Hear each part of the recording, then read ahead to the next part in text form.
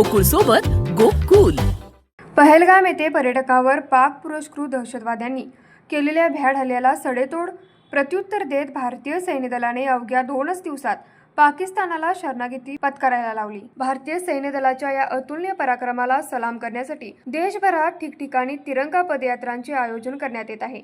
त्याच अनुषंगाने शनिवार दिनांक 17 मे रोजी सकाळी 8 वाजता कोल्हापुरात भव्य तिरंगा पदयात्रेचे आयोजन करण्यात आले आहे.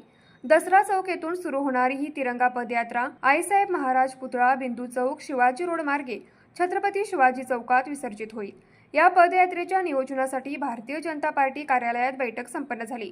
या बैठकीला खासदार धनंजय महाडिक, आमदार अमल महाडिक, भाजपचे प्रदेश सचिव महेश जाधव, महानगर जिल्हाध्यक्ष विजय जाधव, ग्रामीण जिल्हाध्यक्ष नाथाजी पाटील यांच्यासह प्रमुख कार्यकर्त्यांची उपस्थिती होती.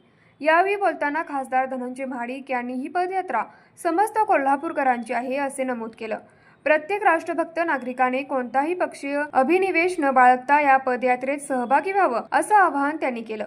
या पदयात्रेमध्ये हजारो कोल्हापूरकर स्वयंस्फूर्तीने सहभागी होतील असा विश्वासही त्यांनी व्यक्त केला. दसरा चौकात या पदयात्रेचा शुभारंभ माजी सैनिक आणि शहीद सैनिकांच्या कुटुंबियांच्या हस्ते होणार असून तिरंगा हाती घेतलेले नागरिक, भारत माता, सैनिक आणि छत्रपती शिवरायांच्या वेशभूषेतील विद्यार्थी, पहलगाम हल्ला आणि भारतीय सैन्य दलाने दिलेले चोख प्रत्युत्तर यावर भाष्य करणारे फलक यांचा समावेश या पदयात्रेत असेल अशी माहिती खासदार धनंजय महाडिक यांनी दिली.